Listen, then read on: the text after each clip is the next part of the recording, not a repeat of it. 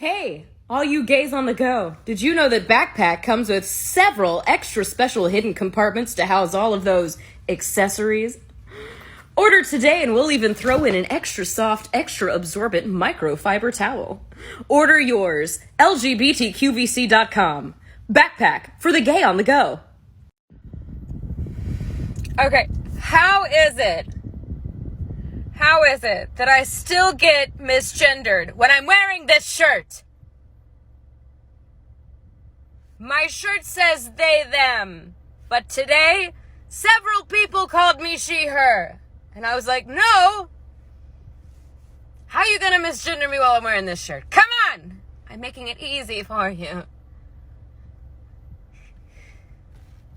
It's just the life of a non-binary person, I suppose. For now. The future is fluid. All right, guys. So we got to talk about a woke, I'm guessing non-binary TikToker. Okay. She looks like a woman. Okay. But you can never assume. Okay. She allegedly has a vagina. This is why I say allegedly has a vagina, because you can't assume nowadays. You know, surgery can do wonders for some of these people.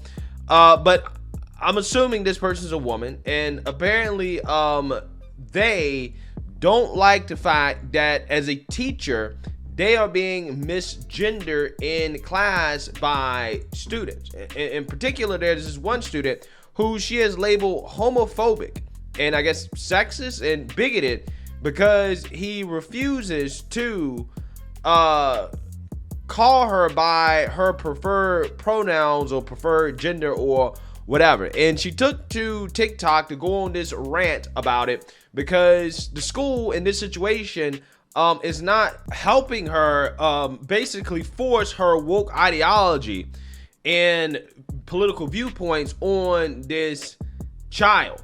And she almost basically broke down in tears, recounting her experience with this child and her going to the administrators at the school to basically try to force this child to use her preferred pronouns. Take a look. I have a student in one of my classes that's homophobic, transphobic, sexist, purposefully misgenders me. Back in September, I tried to get him moved to another class because it had just been an ongoing issue.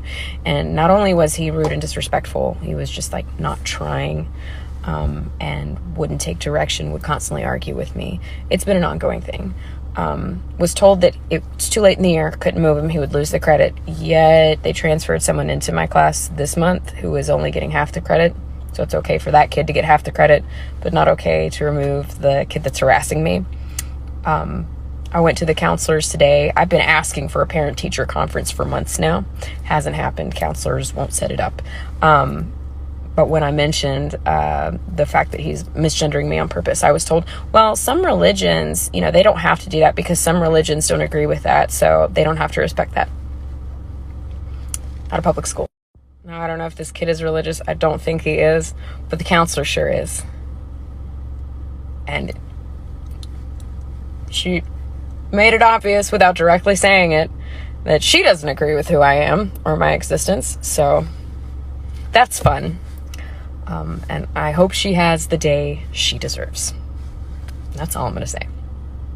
Wow. Kudos to this kid and kudos to this guidance counselor. Okay, you don't hear too many stories like this where the actual administrators in the school stand up and say, hey, maybe it's against this child's religious beliefs to participate in your cuckoo for Cocoa Puff fantasy world about who you are, right?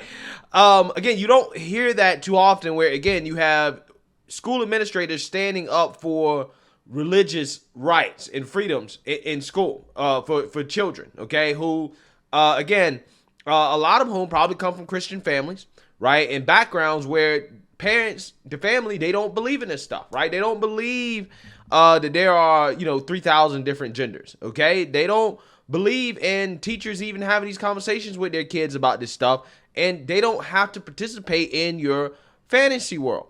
It's really that simple.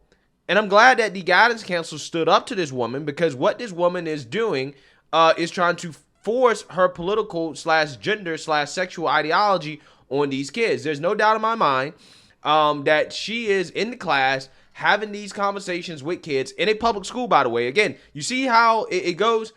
She's surprised that this guidance counselor is basically trying to, argue that the kid's religion takes precedent over her, worldviews, right? She's basically trying to imply that shouldn't be allowed in a public school, but she's totally fine with her worldviews, her gender ideology being taught or being pushed in public school. Totally fine with that. Has no problem with that whatsoever. But when it comes to religion, though, she definitely has a problem. And one of the reasons why I know this is because she's posted multiple TikToks in which she clearly has an issue with religion and apparently white men as well, too. Okay, sorry, I have to talk about this because I just passed a guy on the side of the road with some signs about God, and I genuinely don't understand what the thought process is behind that, because honestly, what is that going to do? Like, do you really think that someone's going to be driving along and see these signs and be like, oh my God, this crusty old white man standing in the street is right. God is the Lord. I will change all of my evil ways immediately. Like, that's not gonna happen. He's wasting his time. Yeah, so you've seen that, you heard that. Clearly has an issue with religion. One of these secular, teachers that, again, believes that religion shouldn't be allowed in school, but, woke religion definitely should, okay? Her gender ideology, which is a religion, should be allowed in school, okay? So let's read some of the comments here because I found the comments to be interesting.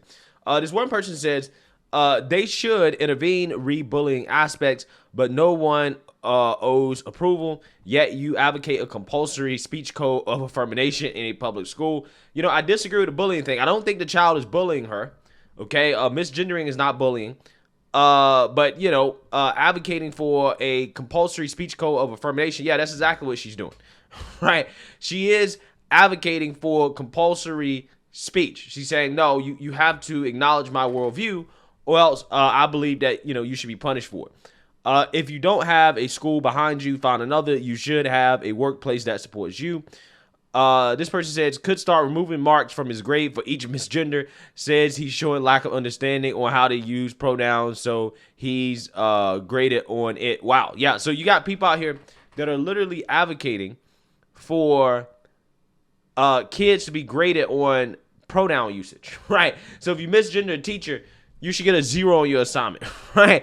You should lose points. Again, absolutely crazy, man. Absolutely crazy. This type of stuff you should not be advocating for. And I don't think that students should be compelled to have, forced speech because you have a worldview that they disagree with, okay? Because you choose not to live in reality. Again, I don't know why these people sign up for these teaching jobs if their feelings get so hurt so easily by these kids, right? I mean, I feel like I do one of these TikToks almost every couple months, okay, where you have a teacher that almost breaks down in tears because a student is misgendering them, okay? A student doesn't want to go along with their fantasy.